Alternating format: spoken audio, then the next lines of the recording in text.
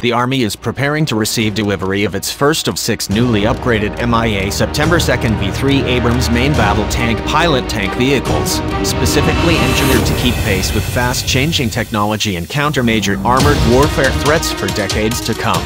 The Army is now building the next versions of the Abrams tank, an effort which advances onboard power, electronics, computing, sensors, weapons and protection to address the prospect of massive, mechanized, force-on-force great power land war in coming decades. Officials with the Army's Program Executive Office Ground Combat Systems told Scout Warrior. The first MIA September 2nd V3 tank, built by General Dynamics Land Systems, is slated to arrive as soon as this month, as part of the delivery of initial prototype vehicles, developers said. The Army's ultimate intent is to upgrade the entire fleet of MIA2 vehicles. At this time, over 1,500 tanks, Ashley Givens, spokeswoman for PGCS, told Scout Warrior. The first V3 pilot vehicles will feature technological advancements in communications, reliability, sustainment and fuel efficiency and upgraded armor. This current mobility and power upgrade, among other things, adds an auxiliary power unit for fuel efficiency and onboard electrical systems, improved armor materials, upgraded engines and transmission in a 28-volt upgraded drive system. The Abrams has been around since early 80s, and the original designers were forward-thinking to build in the provisions for continual upgrade.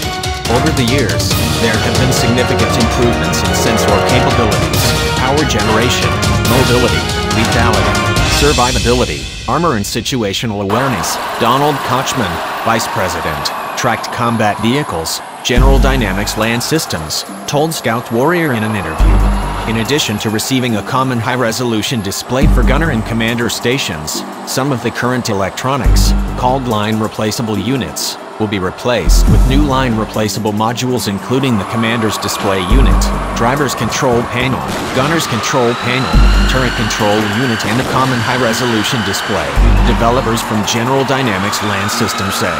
Facilitating continued upgrades, innovations and modernization efforts for the Abrams in years to come is the principal rationale upon which the line replacement modules is based. It encompasses the much-discussed open architecture approach wherein computing standards, electronics, hardware and software systems can efficiently be integrated with new technologies as they emerge.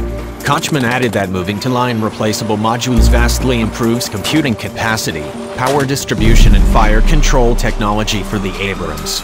The principal difference between a line-replaceable unit and module is modularity. Currently, to initiate a repair or an upgrade of the LRU, you must remove the entire unit from the tank, take it to a test bench and make the changes. Under the line-replaceable module concept, internal diagnostics isolates and determines failure at the card level. The card has been constructed such that you can remove it and replace it without damaging it, Kochman said. Similarly, when new capability is introduced or increased computing power is required, changes can be made at the card level rather than redesigning the entire unit. Right double quotation mark. This M1A September 2nd V3 effort also initiates the integration of upgraded ammunition data links in electronic warfare devices such as the counter-remote-controlled improvised explosive device, electronic warfare, CREW. An increased amps alternator is also part of this upgrade, along with Ethernet cables designed to better network vehicle sensors together. The Abrams is also expected to get an advanced force tracking system which uses GPS technology to rapidly update digital moving map displays with icons showing friendly and enemy force positions. The system, called Joint Battle Command Platform, uses an extremely fast Blue Force Tracker 2 SATCOM network able to reduce latency and massively shorten refresh time. Having rapid force position updates in a fast-moving combat circumstance, quite naturally, could bring decisive advantages in both mechanized and counterinsurgency warfare. The GDLS development deal also advances a commensurate effort to design and construct an even more advanced M1A September 2nd V4 Abrams tank variant for the 2020s and beyond. The V4 is designed to be more lethal, better protected, equipped with new sensors and armed with upgraded, more effective weapons, service officials said. The current M1A2 SEP3 production will transition to the V4 configuration in 2023. The V4 upgrade is currently scheduled to begin production in 2023 with fielding in 2025, Givens said. The Army GDLS deal is also the first contract for SEP-4 upgrades, which include the commander's primary sight, an improved gunner's primary sight and enhancements to sensors, lethality and survivability. General Dynamics Land Systems will deliver 7 prototype MIA2 SEP-4 tanks to the Army. The contract has an initial value of $311 million, a company statement said. Advanced networking technology with next-generation sights, sensors, targeting systems and digital networking technology are all key elements of an ongoing upgrade to position the platform to successfully engage in combat against rapidly emerging threats, such as the prospect of confronting a Russian T-14 Armata or Chinese third-generation Type 99 tank.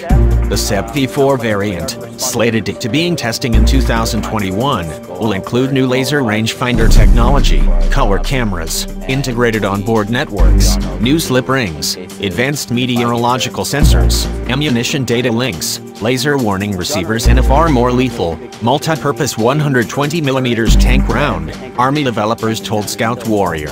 While Army officials explain that many of the details of the next-gen systems for the future tanks are not available for security reasons, Army developers did explain that the lethality upgrade, referred to as an engineering change proposal, or ECP, is centered around the integration of a higher-tech third-generation FLIR, forward-looking infrared imaging sensor.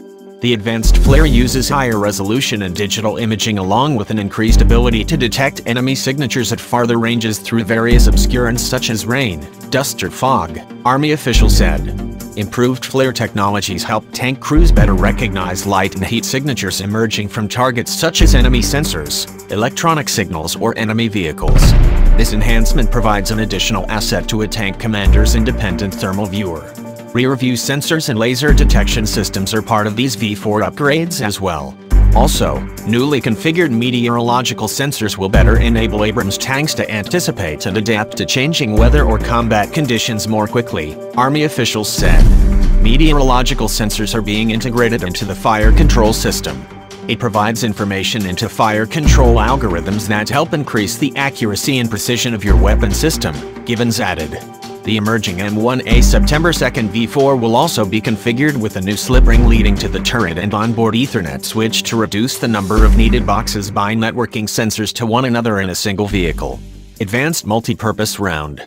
The M1A September 2nd V4 will carry advanced multi-purpose 120mm ammunition round able to combine a variety of different rounds into a single tank round. The AMP round will replace 4 tank rounds now in use. The first 2 are the M830 High Explosive Anti-Tank, or HEAT, round and the M830A1 Multi-Purpose Anti-Tank, or MPAT, round. The latter round was introduced in 1993 to engage and defeat enemy helicopters, specifically the Russian Hind helicopter, Army developers explained. The MPAT round has a 2-position fuse, ground and air, that must be manually set, an Army statement said. The M1028 canister round is the 3rd tank round being replaced. The canister round was first introduced in 2005 by the Army to engage and defeat dismounted infantry, specifically to defeat close human wave assaults. Canister rounds disperse a wide range of scattering small projectiles to increase anti-personnel lethality and, for example, destroy groups of individual enemy fighters. The M908 Obstacle Reduction Round is the 4th that the AMP round will replace. It was designed to assist in destroying large obstacles positioned on roads by the enemy to block advancing mounted forces, Army statements report. AMP also provides 2 additional capabilities: defeat of enemy dismounts, especially enemy anti-tank guided missile, or ATMG, teams at a distance, and breaching walls in support of dismounted infantry operations. A new ammunition data link will help tank crews determine which round is best suited for a particular given attack. Overall, these lethality and mobility upgrades represent the best effort by the Army to maximize effectiveness and lethality of its current Abrams tank platform. The idea is to leverage the best possible modernization upgrades able to integrate into the existing vehicle. Early conceptual discussion and planning is already underway to build models for a new future tank platform to emerge by the 2030s. Stay with Scout Warrior for an upcoming report on this effort. Active Protection Systems. As part of this broad effort to accelerate Abrams' technological advancement into future decades, The Army is fast-tracking an emerging technology for Abrams tanks designed to give combat vehicles an opportunity to identify, track and destroy approaching enemy rocket-propelled grenades in a matter of milliseconds, service officials said. We are always looking for ways to enhance the protection provided on our combat vehicles and we recognize active protection systems as one of our highest priorities towards this end, Given said. Active Protection Systems, or APS, is a technology which uses sensors and radar, computer processing, fire control technology and interceptors to find, target and knock down or intercept incoming enemy fires such as RPGs and anti-tank guided missiles, or ATGMs. Systems of this kind have been in development for many years. However, the rapid technological progress of enemy tank rounds, missiles and RPGs is leading the Army to more rapidly test and develop apps for its fleet of Abrams tanks. The Army is looking at a range of domestically produced and allied international solutions from companies participating in the Army's Modular Active Protection Systems (MAPS) program, an Army official told Scout Warrior.